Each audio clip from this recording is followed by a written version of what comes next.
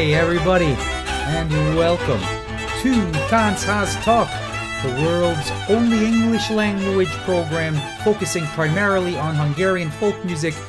My name is Kalman Magyar Öcsi from Toronto, Ontario, Canada. Welcome to this very special episode dedicated to the Western Canadian Hungarian Folk Festival, which again this year in 2021 is unfortunately virtual. This year's episode, I did one of these last year. This year's episode will feature a lot more music and a lot more interviews from members of the festival community. I know you are curious who they are.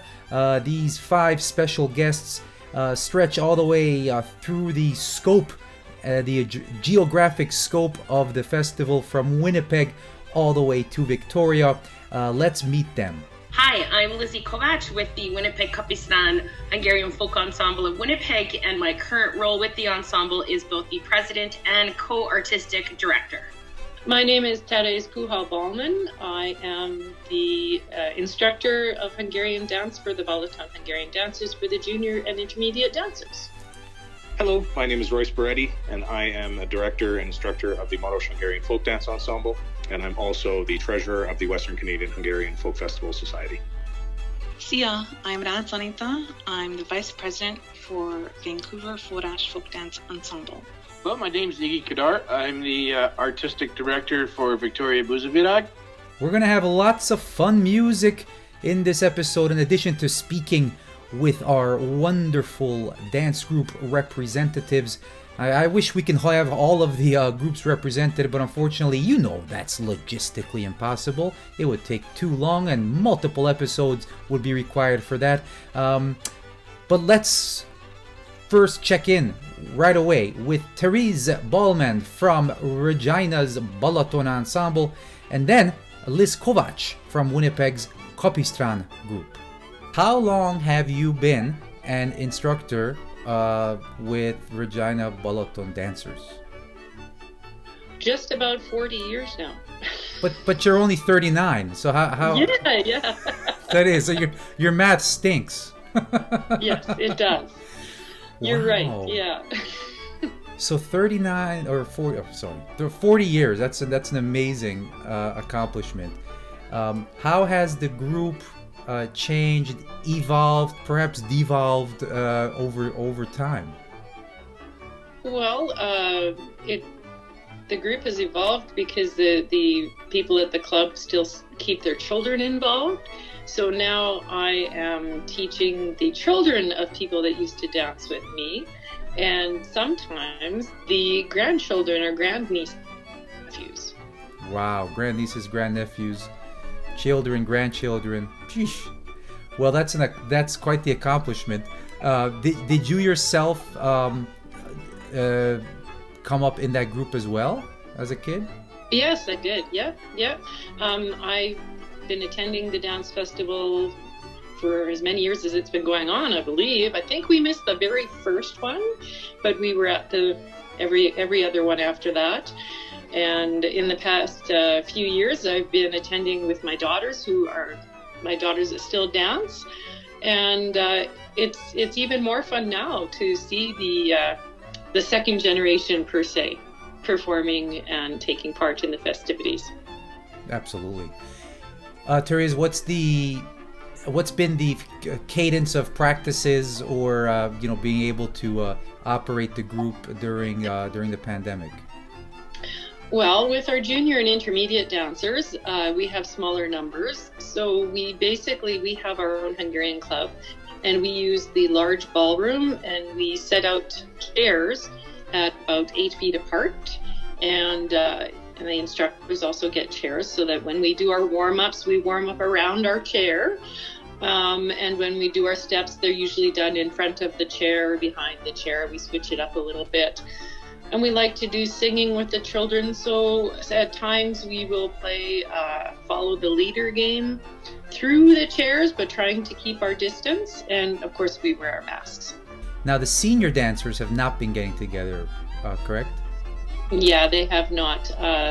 The Saskatchewan government had mandated that anyone over the age of, I believe it was 16, they couldn't have like a group gathering. They, and especially with the senior dancers, partner dances and touching each other and holding hands and stuff like that. It's not acceptable. So, Lizzie, what has the Winnipeg Kapisztran ensemble been up to since COVID started? Well, we've had some on and off practices as we've been allowed to, as I'm sure you know. It's been a tough go in terms of us trying to get together. We've certainly tried to do as much as we can, and one of the highlights for us was our Hungarian days that we hosted last summer, which we're also looking to host for this coming Thanksgiving. Kapisztran has been a huge part of Folklorama, which is the largest multicultural festival in the world, which Gyanta has actually participated in. Mm-hmm. So you guys got a little bit of a taste of the event.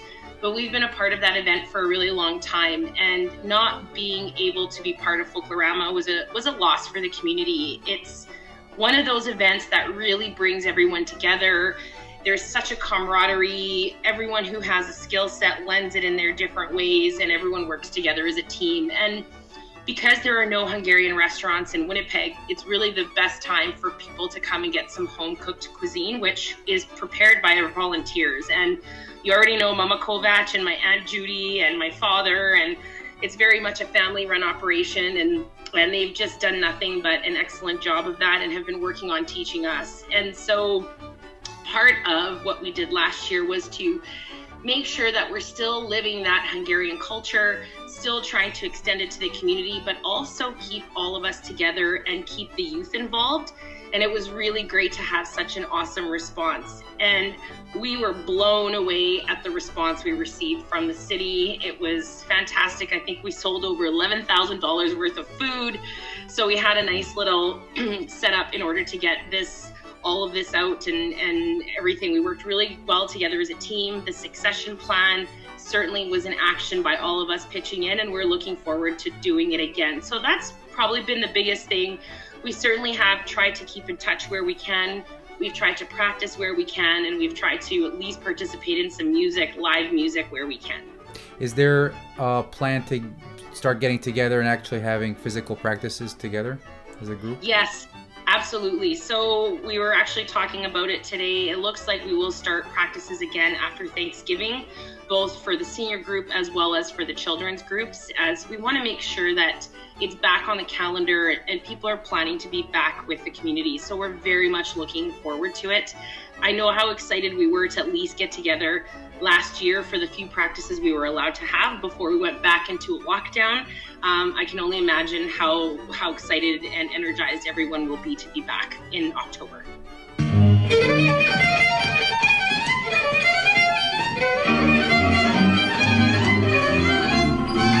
Thank you, Liz, and let's get right on with the music. Száz nagy veszős. This is the one of the materials being featured in the workshops this year. This is music right around Száz actually, and well, not right around, but not too far. And population 1,332 people. Wait a second, now 1,333 because somebody just moved in. This is great music. Listen to that pontozo. Hoppa.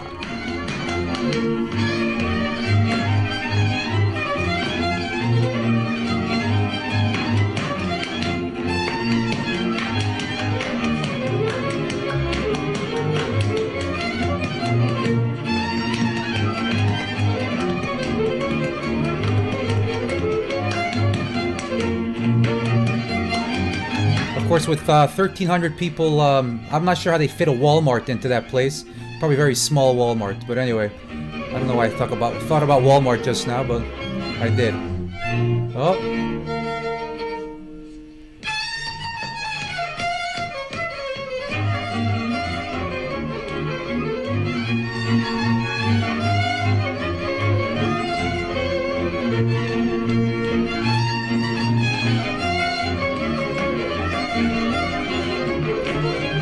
This was a field recording of some dancers called Szabó Ferenc and Szabó Mária, his wife, in 2007, recorded in Sepsi, Szentgyörgy.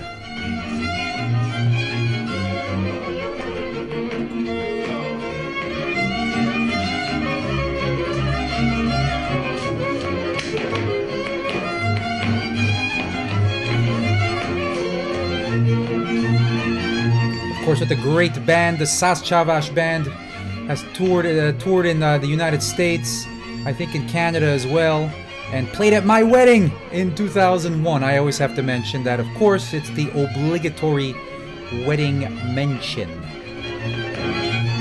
Over 20 years ago now. Woo!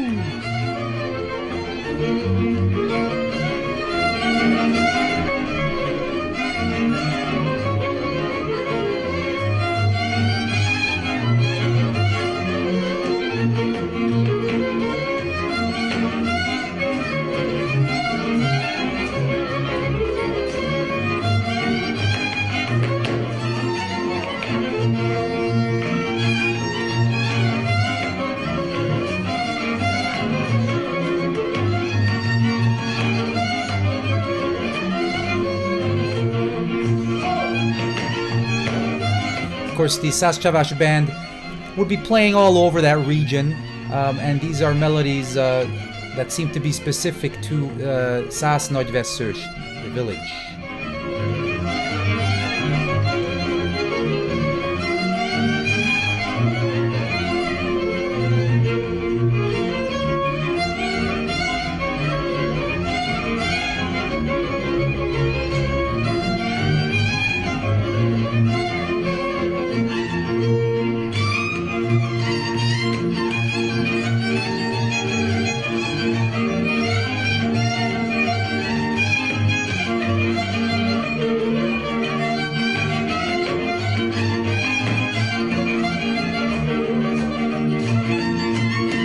The prototypical way of playing the contra there, it's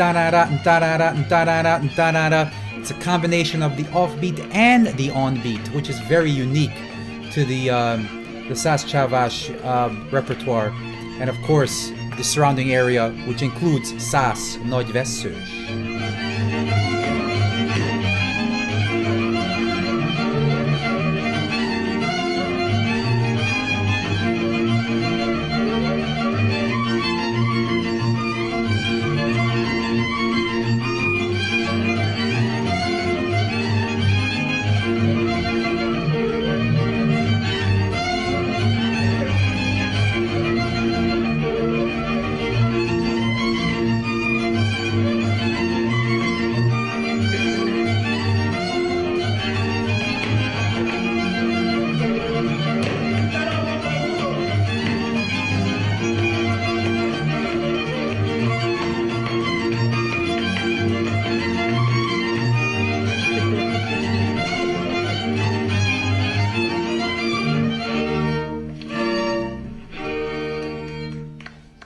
Royce, I gotta ask you about Maros. I think it's potentially the only cityless group in the festival community. What's the current status of Maros, and I guess formerly known as Regina Maros?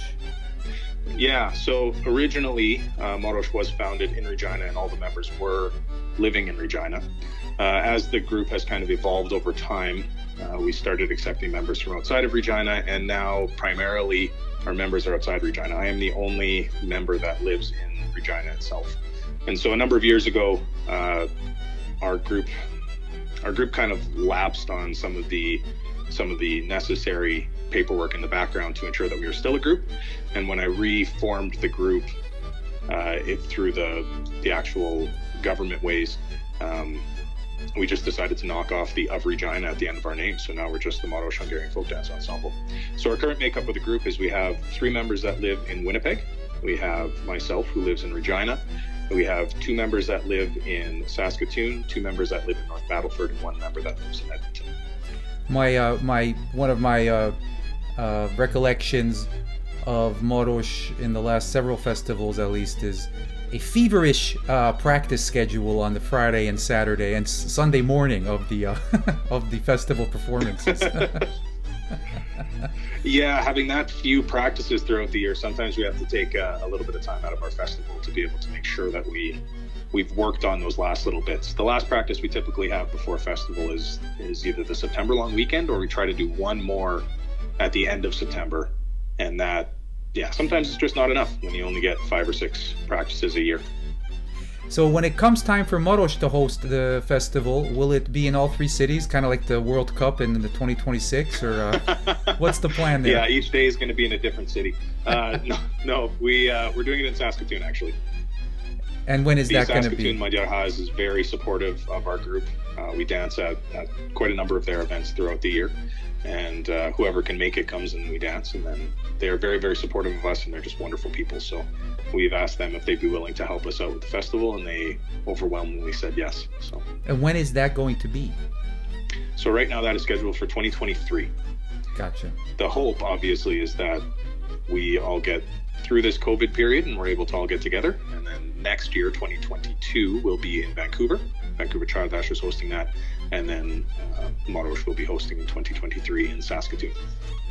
Anita from Forras, Vancouver, give us an update from your dance group. It's been tough with COVID. Everyone in the group really misses dancing. We had to adapt like everyone else, and we discovered the joys and the pains of Zoom dance practices. So we would meet once a week, mostly just girls' practice would be separate than guys' practice. We would have about 30 minutes to 45 minutes of rehearsal. We would watch Molnár Siggy dance away, and we would all dance usually barefoot in our living rooms, followed by about an hour of complaining and commiserating and drinking alone at our kitchen tables. So that was the first part of COVID.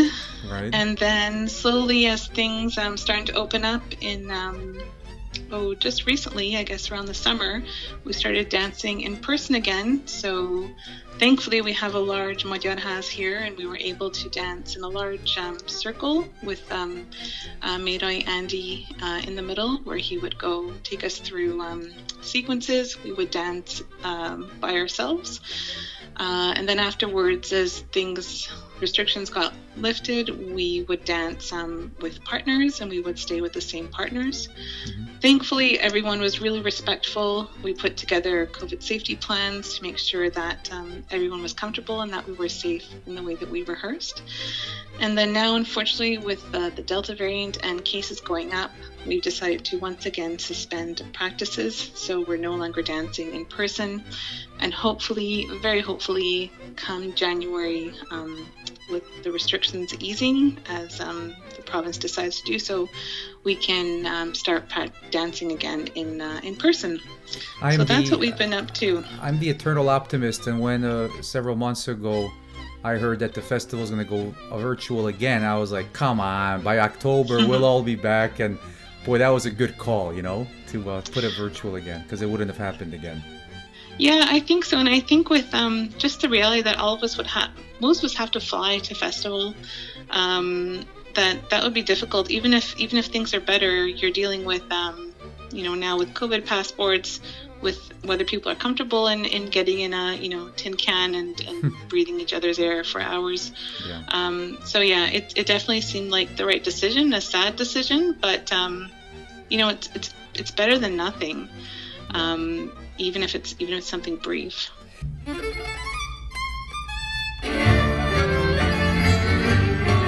There's some music now from Hajdúság, the other area of interest in this year's festival, of course. And this is some Csárdás music from Hajdúság, northeast Hungary, which actually primarily consists of 6 villages. Do you know which ones they are? Hajdú Böszörmény, Hajdú Dorog, Hajdú Nánás, Hajdú Hadház, Hajdú Szoboszló, and Vámos Pércs. Ha!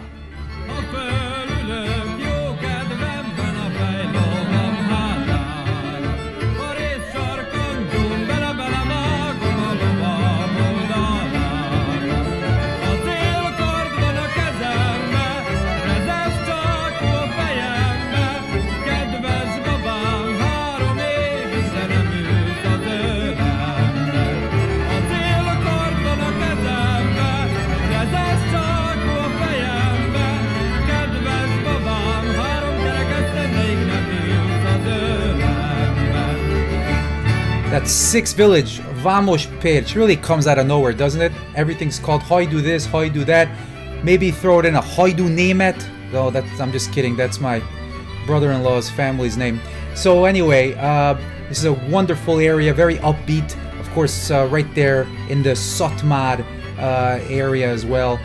Very upbeat Hajdúság music played by the Fokos band. That's Fokos with a F.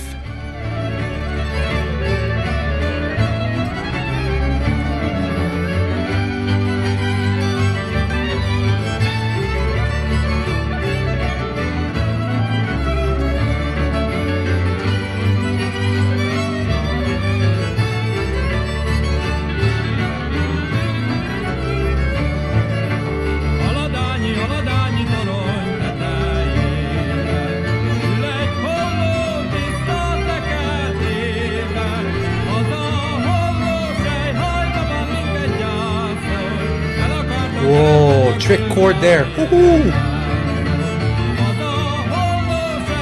Listen to this. Yeah.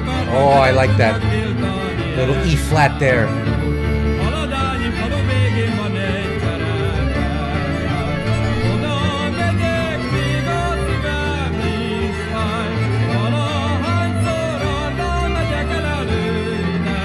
Yo.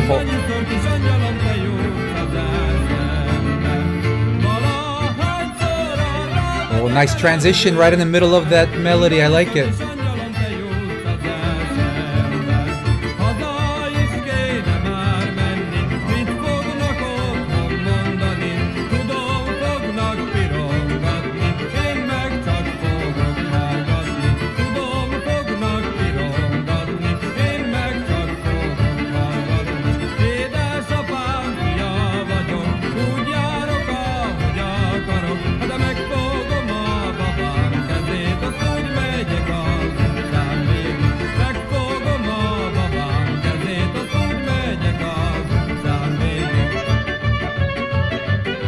Oh, I love the clarinet solos. Here we go.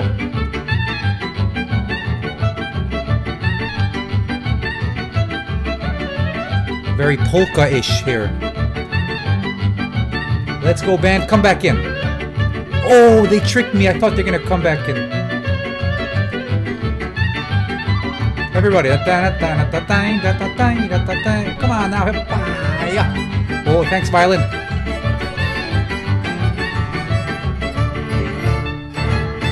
Vigyázz! Vigyázz! Friss!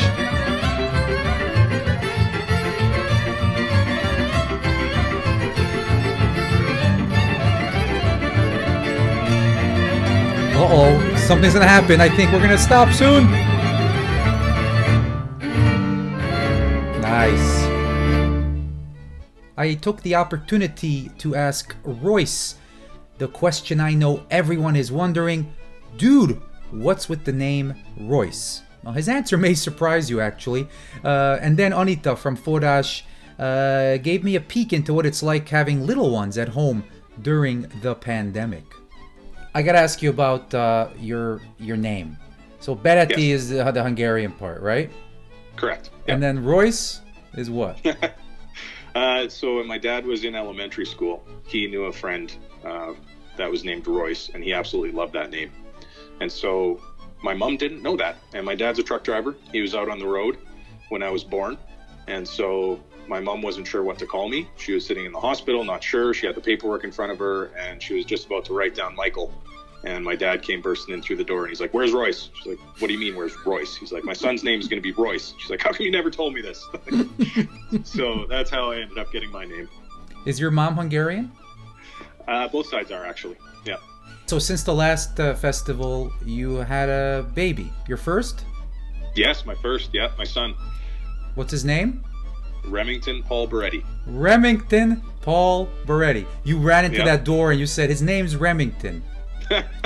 Not quite, but my wife and I were actually on a walk one night, and she had mentioned it. She had seen it on a baby names list, and she had mentioned it, and we've had a hard time agreeing to names because I know we wanted to try and make it Hungarian, but I know so many Hungarians that all the popular names, I know 4 of them, right? So it's kind of tough to pick a popular Hungarian name or one that would be a little bit more mainstream that people would actually be able to enunciate and use without it being somebody that I already know multiple of. So she mentioned Remington, and we were both just like, yeah, that could work. And when he was born, he was a little bit wrinkly and he looked all old, and we're like, yeah, Remington fits. He sounds like an accountant already. Yeah. Yeah, right. You have two boys, ages 3 and 5. What's that been like for you? Oh, I don't think we have enough time. or I don't have an adult beverage in front of me. No, it's... So, when COVID hit, I was working from home with 2 boys. So at the time they were 1 and 3. The daycare was closed for 6 months. And we lived in a 2-bedroom apartment. And that was just... when looking back, it was a very, very hard time in my life.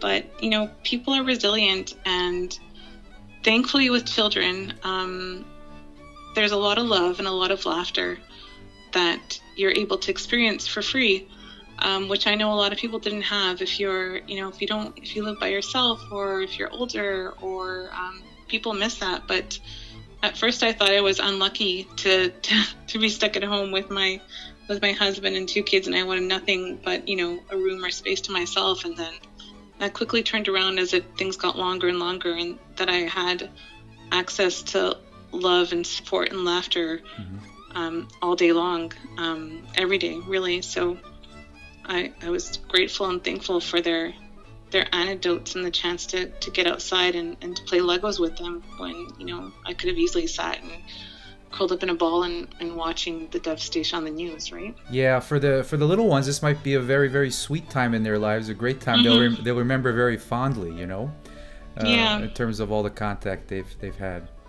And I don't think I don't think they really get the extent of what's going on in the world. I mean, my older one, I always, like, he knows there's germs around, and that he always asks, like, when the germs go away, can we go over to Basil's house? When the germs go away, can we go on an airplane again? And, and we will be able to do all those things when the germs go away. But I don't think anyone expected that the germs would be here for as long as they are. Yeah. Oh, I know everybody loves and misses this one. The great bar song from the Táncház band.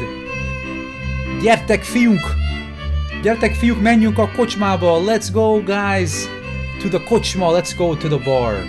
You could even sing along for this one, and this is one of the festival favorite hits, of course. Big party song. Enjoy it.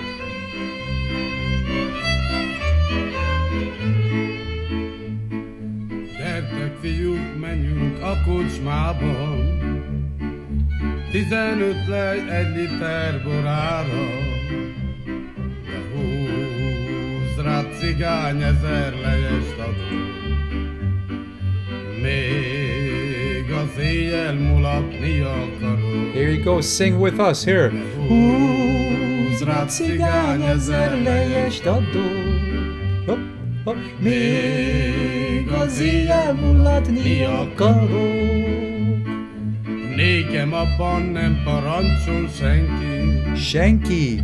Mindenki a baját elintézi. Daisy. Makes no sense. Rá cigány 1000 lejest adok. Adok. Még az éjjel mulatni akarok. Húz rá cigány 1000 lejest adok. Jaj. Még az éjjel mulatni akarok. The great voice of Jámbor István Dumnezu from Táncház, the leader of the pack. Húz rá cigány.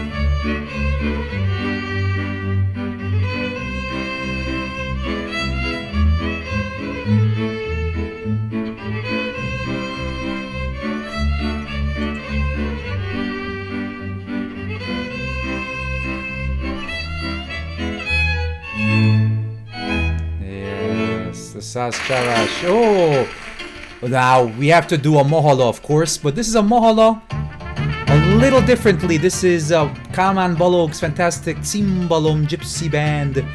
And listen to that great trumpet. This is Mohala, like you may not be used to it.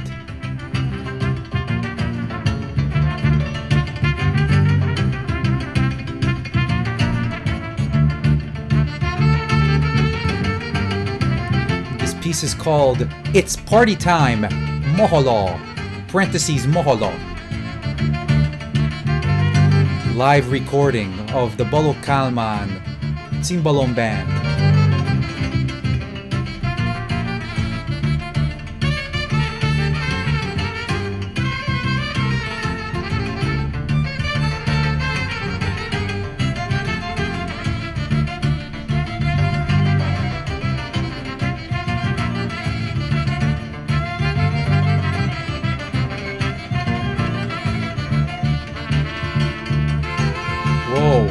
Nice.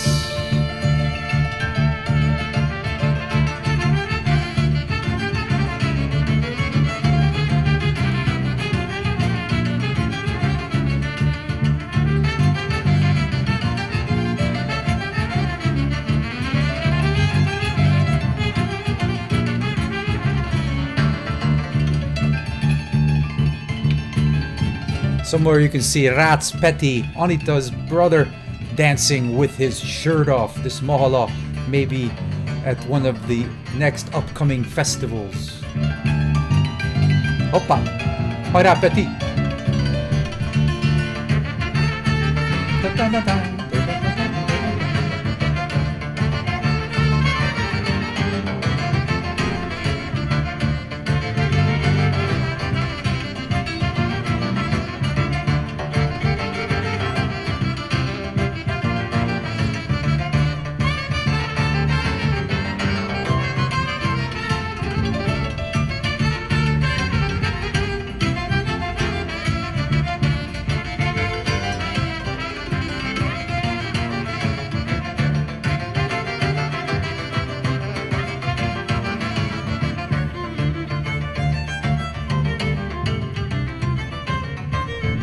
A jazz violinist in the band called Frankie Lakatos. Fantastic stuff here.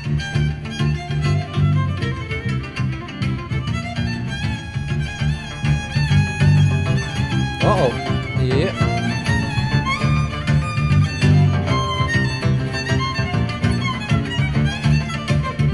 He takes it very into jazz land here.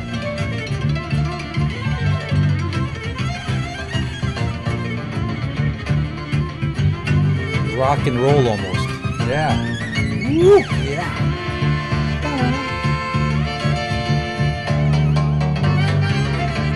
Oh. It's party time for sure.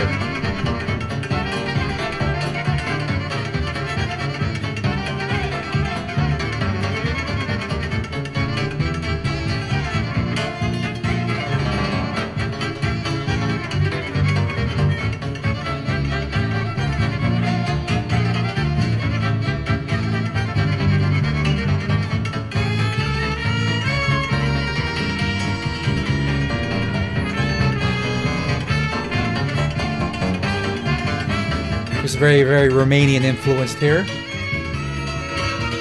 It's those syncopations. Wow.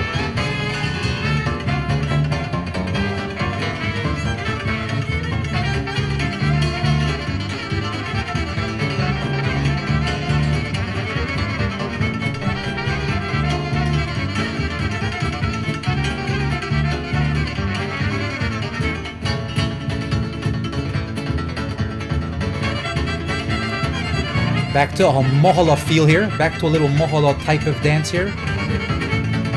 So time to get up, guys. Start dancing. Oh.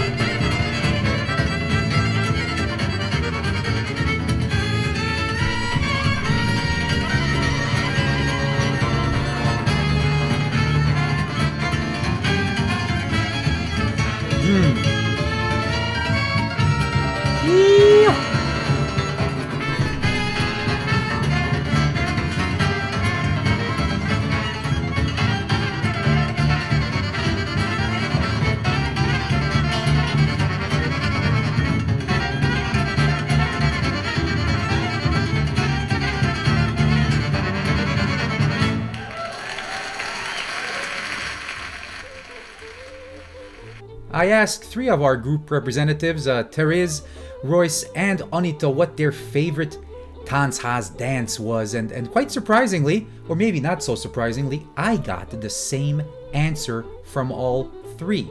Here's what they said.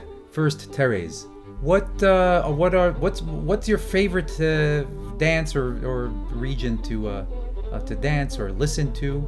Do you have any favorites? There's too many. Ah. I love mezőség and kalotaszeg. Mezőség more so because it starts off so nice and slow, and then it gets going faster and faster and faster until you think you can't keep up anymore, and then you're done. Yes, that's right. It's the whirlwind. Yeah. Yes, and I love it. I love, when we have the girls have to stop and take a break. We watch the guys dance a little bit, and I love that we do the chanting in the background in the circles, and that's a very bonding thing with the girls too, because I remember at Táncház where we had girls from almost every group in a big circle spinning around singing chants when the boys were dancing at a Táncház. It was just great to see that camaraderie between everyone, even though you only see each other once a year. It means a lot. Royce, what's your favorite region to dance, if you have one? My favorite region, it would have to be Polotka, just because of the audience that knows it. There are so many people that know Polotka. You can go to a Táncház and there's probably going to be a Polotka played, and it's probably going to be an hour and a half long. And I love how connected you can get, because one of the things about some of the other dances is you have to concentrate a little bit more if you're not doing it very often, right? So if you're Táncházzing something that you wouldn't normally Táncház, let's just say a szilátság, I don't really Táncház that very often. I'm going to be more concentrating on my steps and my figures, whereas with the Polotka I can go up there and I can just disappear into the dance and actually have a conversation with my partner, especially during the slower stuff or the medium speed. Like you can really get to know the person that you're with, and it becomes a lot more of an intimate experience. You are the first one in this program since I've been doing it for over a year to use Táncház as a verb. Very well done. Oh, thanks. If you're Táncházzing Polotka, that's great. Yeah. I agree with you. I couldn't imagine playing a Táncház without Polotka. Actually, there would be hell to pay afterwards, I guess. Yeah, can you imagine? And everybody loves it. Like the dance floor is always full. You're always bumping elbows with people, but that's part of the joy of it, right? That's right. Anita, what's your very, very favorite region to listen to or to dance?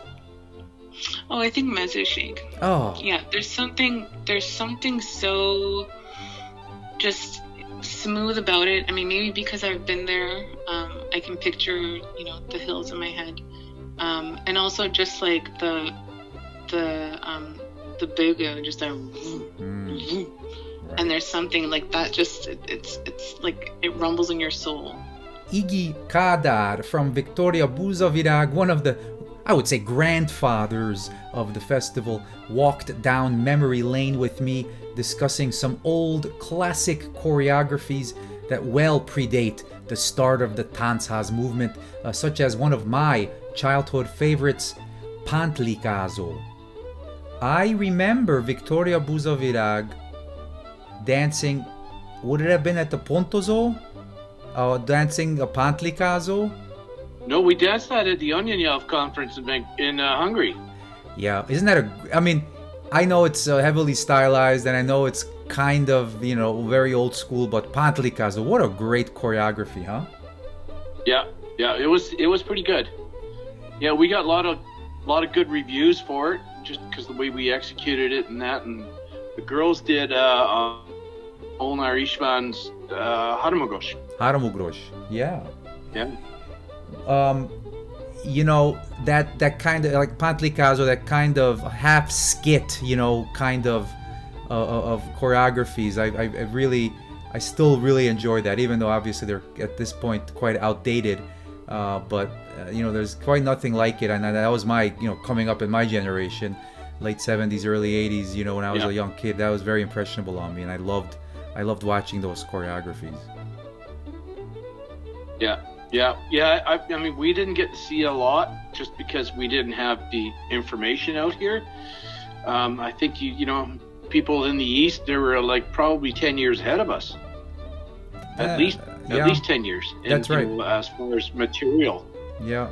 It just never seemed to get out out to the west. Yeah, well, because it's tougher. It's tougher to kind of penetrate out there and distance-wise as well, right? So. Oh, for sure. Yeah. For sure. You know, I remember talking to your dad a couple of times about, you know, I'd love to go to the symposium in New Jersey there. Every time we looked at the price, it was like, wait a minute, you know, I throw $20 and then I could fly to Hungary. It was like, that's right. Just because the price in Canada for airfare was just out of this world. Yeah, speaking of another world, here's a bit of the Pantlikázo choreography that Iggy was talking about. You can see or feel the retro nature of this. Listen to these this interesting melody here.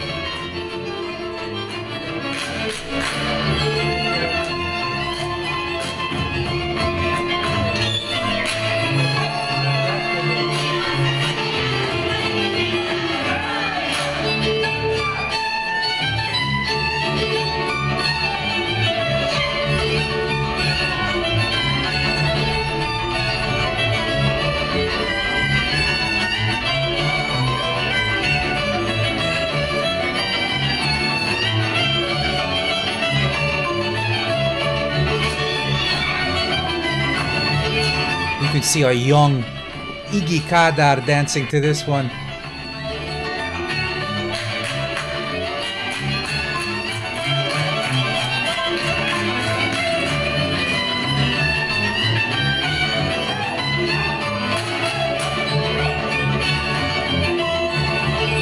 This is actually a few years old, this recording. It's on YouTube. It's the 60th anniversary performance of the Corvinus University folk dance group, and of course this was kind of the older generation dancing this dance at this performance.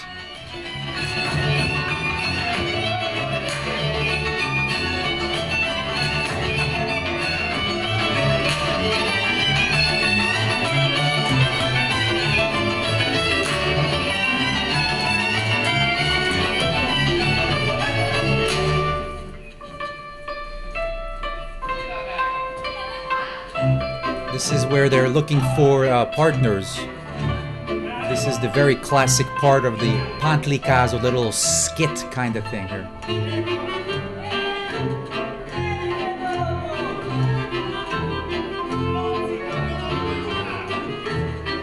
This choreography was danced all over the place, not just in Victoria, but I remember a dance group in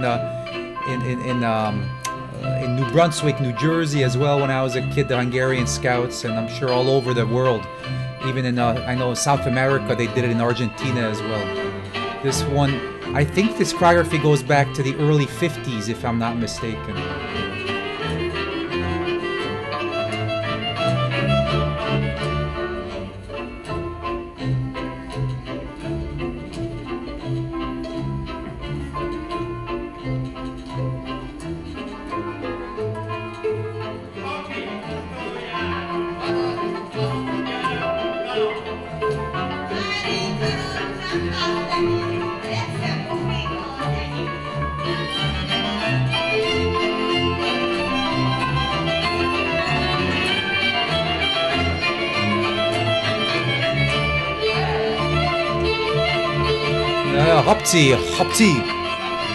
Hopti Csapdás. Why? Hopti. Da da da da da.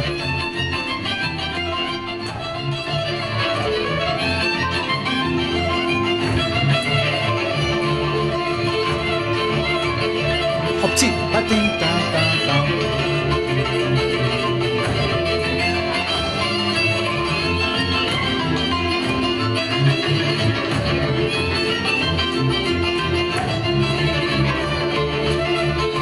So does this bring back old memories? If you're about my age, 40s, 50s, you'll remember these ones when you were a young kid. Different style, of course, not the Palotka or Táncház kind of music, but this is from the past generations. Back when, before the Táncház movement came about, of course.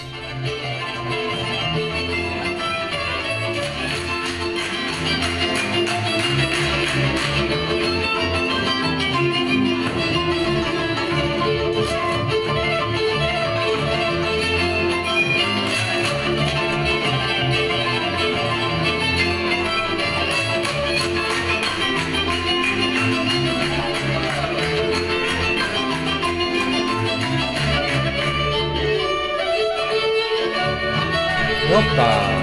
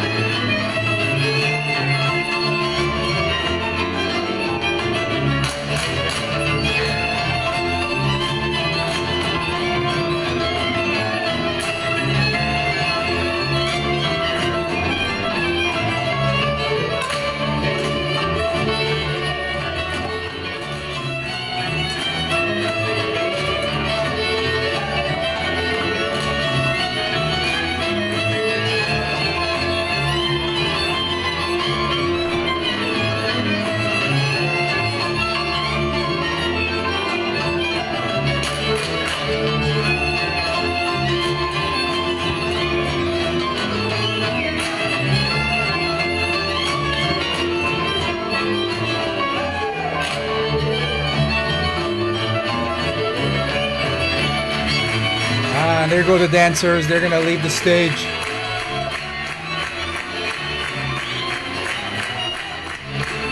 Nice. Pantli caso.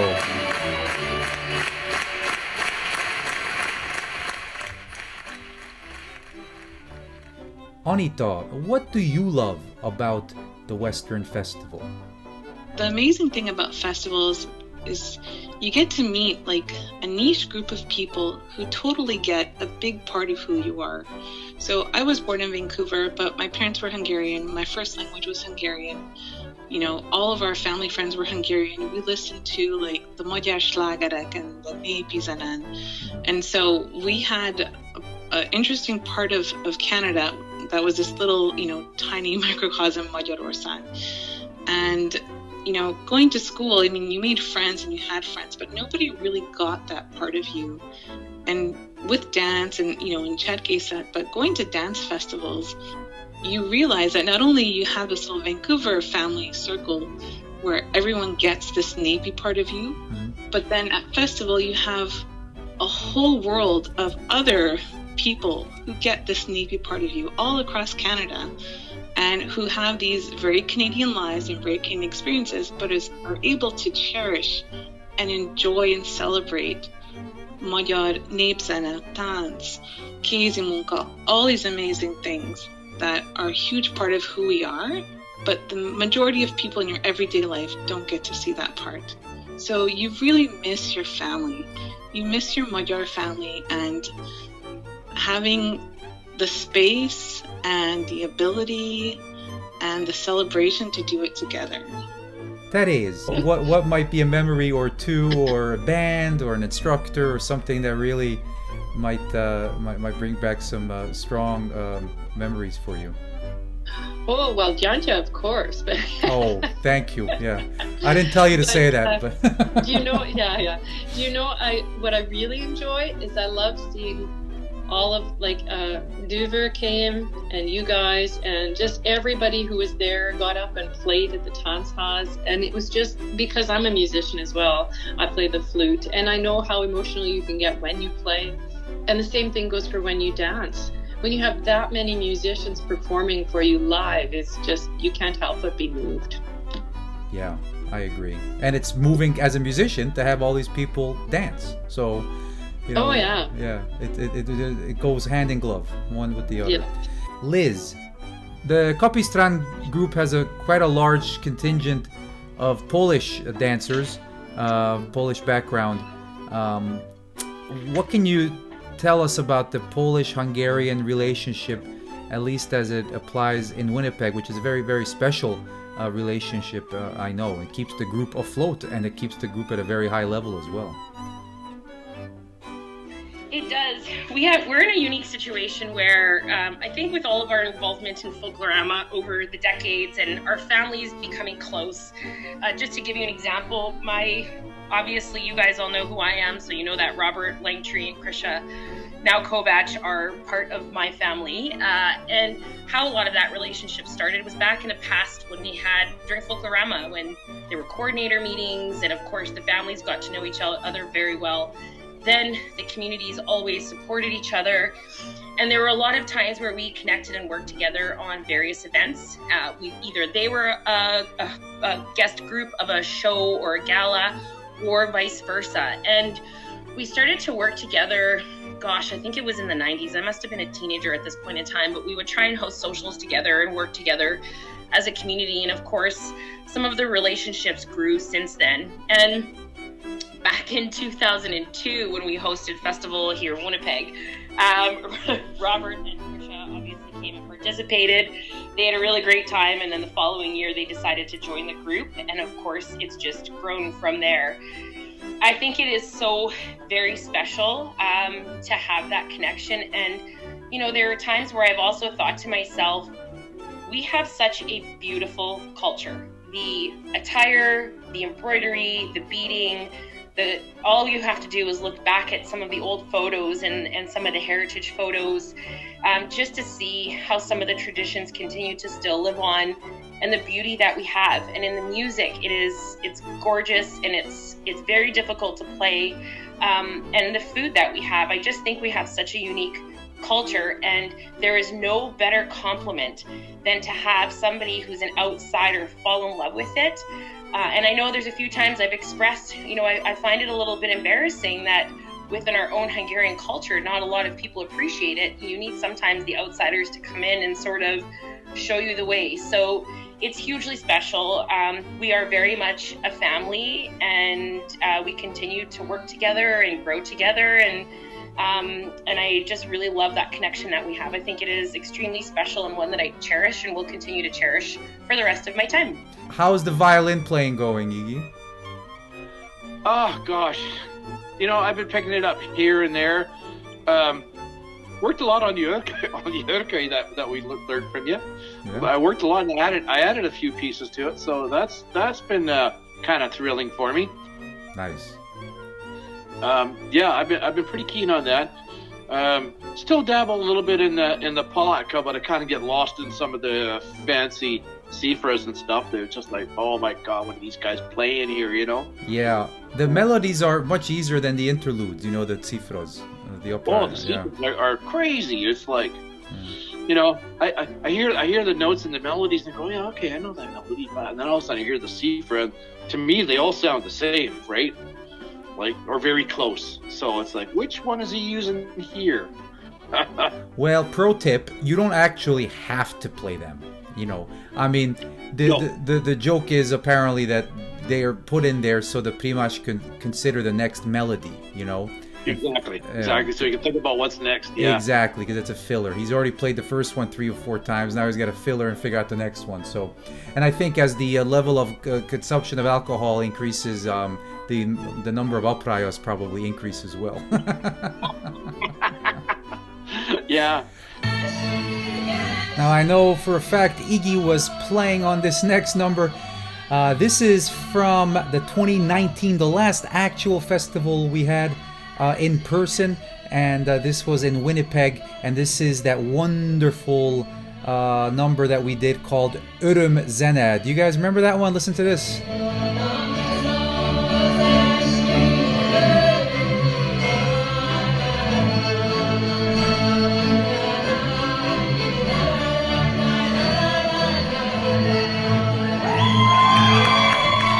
This one featured members of Hevedar and Gyanta and the Polish Hungarian band in Winnipeg, Czerwona Rzeka, I always butcher the pronunciation, and the Forras band from Vancouver, and Iggy and his guys from Victoria as well.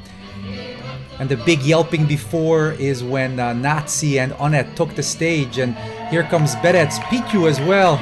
And Tanchaz Talk. Remember this? This was a great number.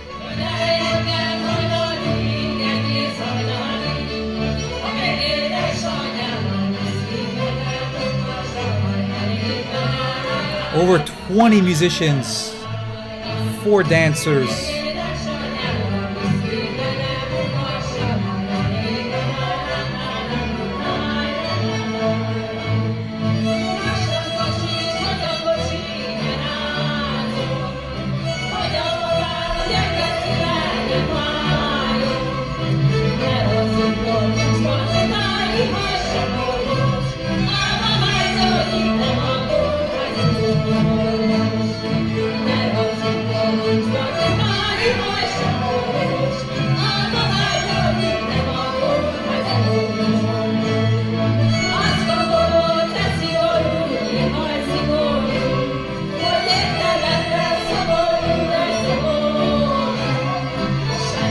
It's just so nice to be able to assemble all these musicians, all these good friends from throughout Canada and of course from Transylvania as well. That was a very, very special number of some music from Mezőség, from Ördöngös Füzes.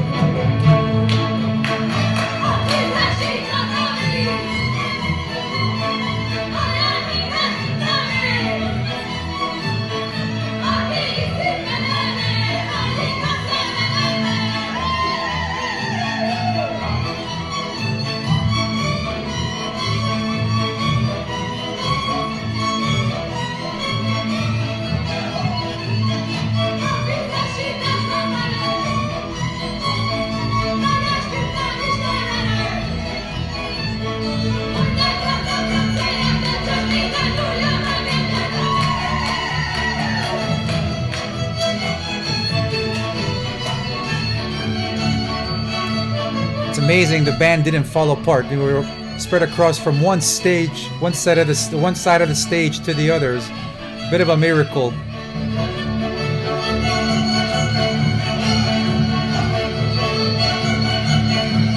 Let's credit the dancers for keeping us together. How's that? Szeretem a csokoládét.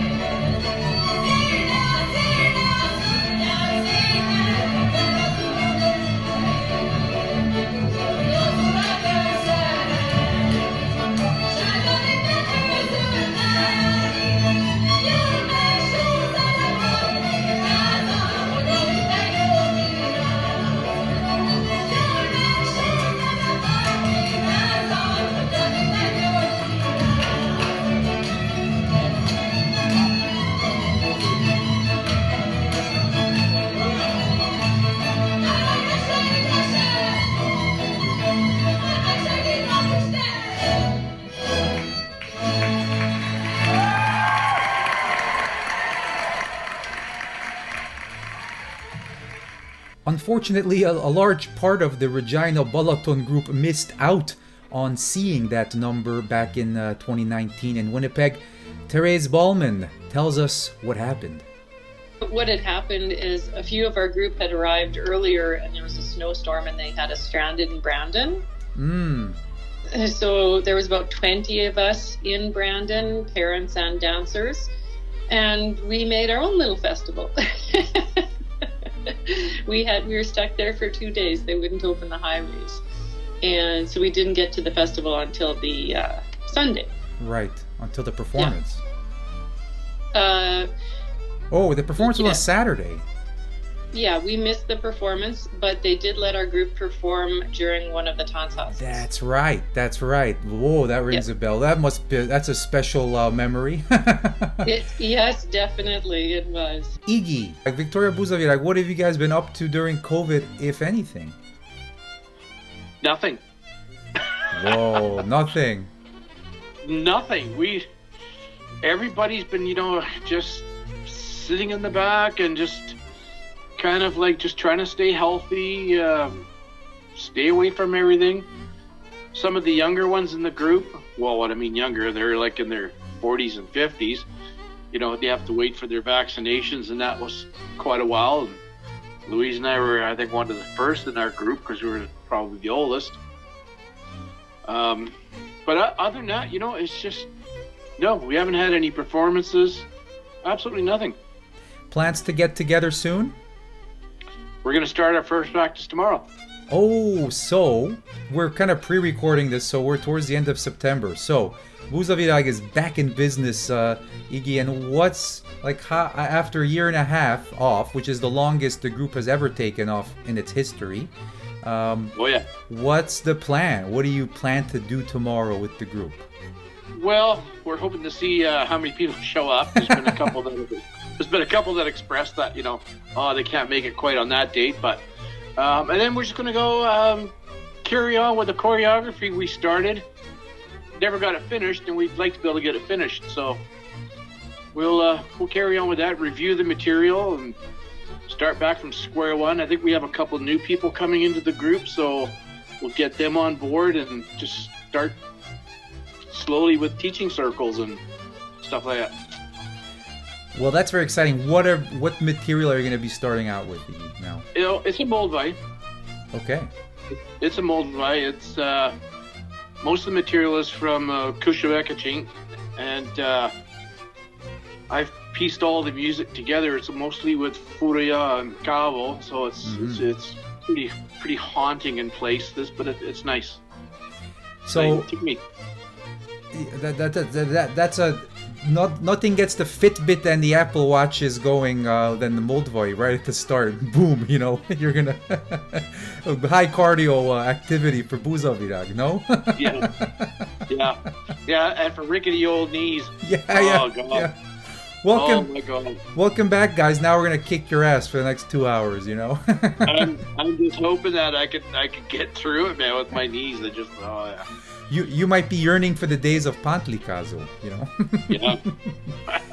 But you know, the music is exciting, and then everybody's really gung ho and doing it. I mean, we had a moldvai in our repertoire years ago, but it was just a girls' dance when the Roman Shani put together. Mm-hmm. And this time, you know, I said, well, look, let's do a moldvai where we got all the guys involved, and you know, there's things for the girls, there's couples dances, you know.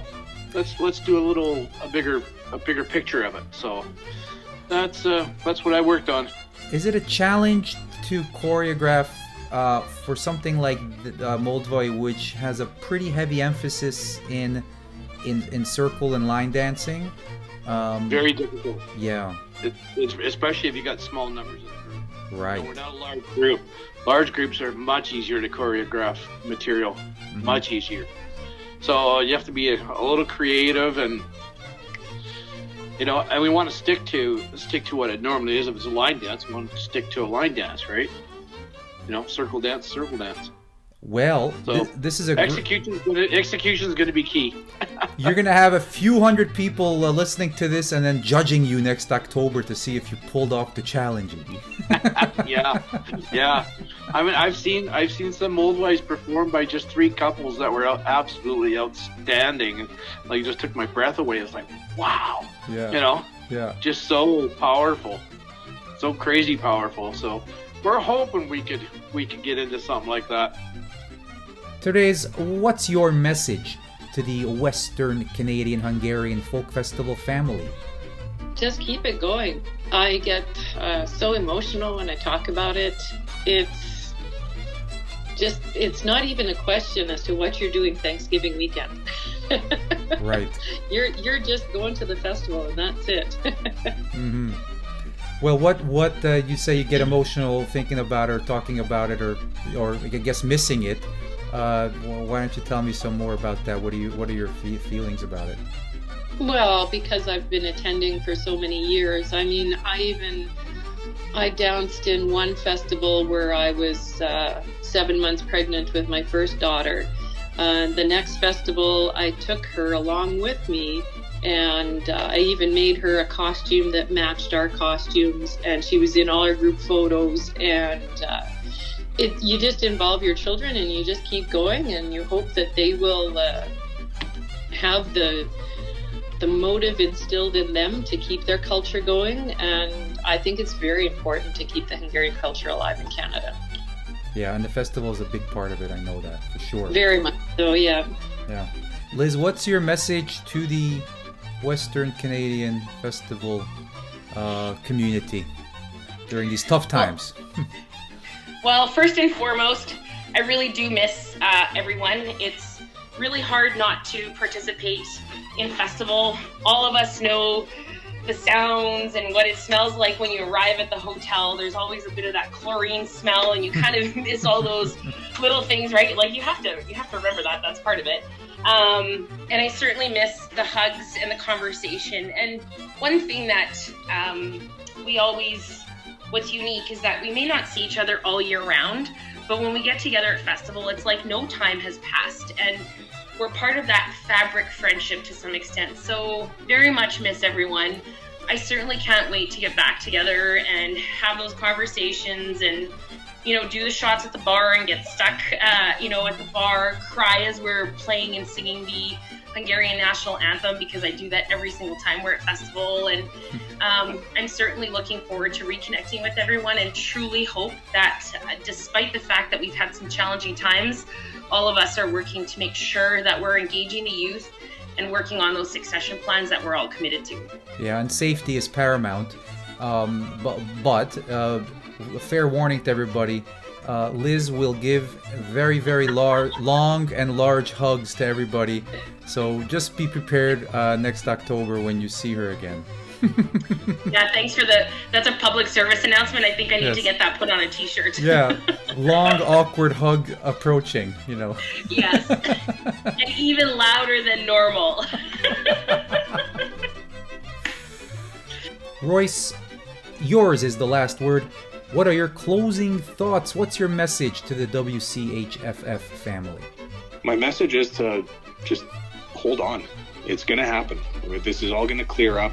I have hope and faith that this will end, and that we'll be able to be together again soon, and we'll be able to dance together again soon, drink together soon. And there's so much love and community in Hungarian dancing, and I don't want to see at the first after pandemic in-person festival there be anything but love and community. And I want to see everybody back there. I don't want to see a quarter of the people, because so many people have decided over this time off to not go back.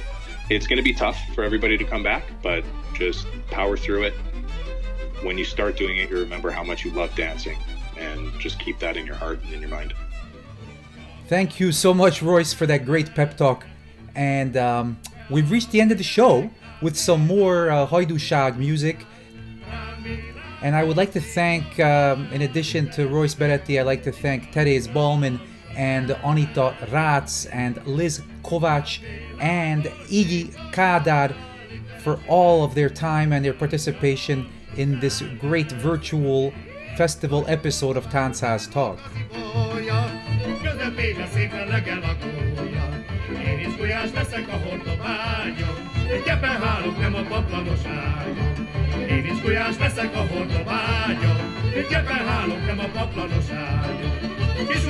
This is the Bakator zenekar, the Bakator band.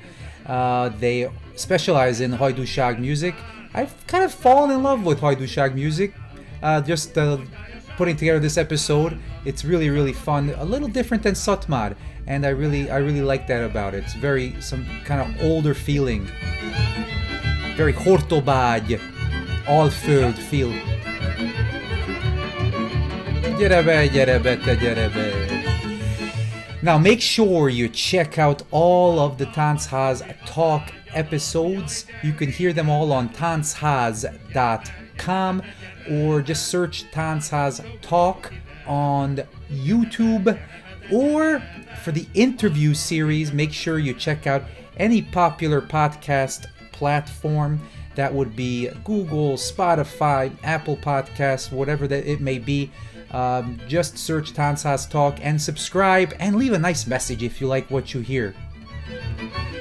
We have some great interviews up there with a really wide array of guests you'll enjoy.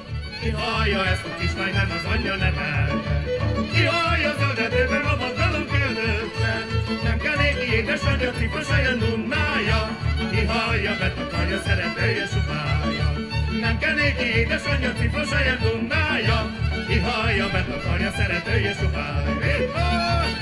And of course, I hope we all see each other next year at an actual physical festival, hopefully in Vancouver in 2022. Until then, take care. Thank you for listening. Ihajja, mert akarja, szeretője supálja.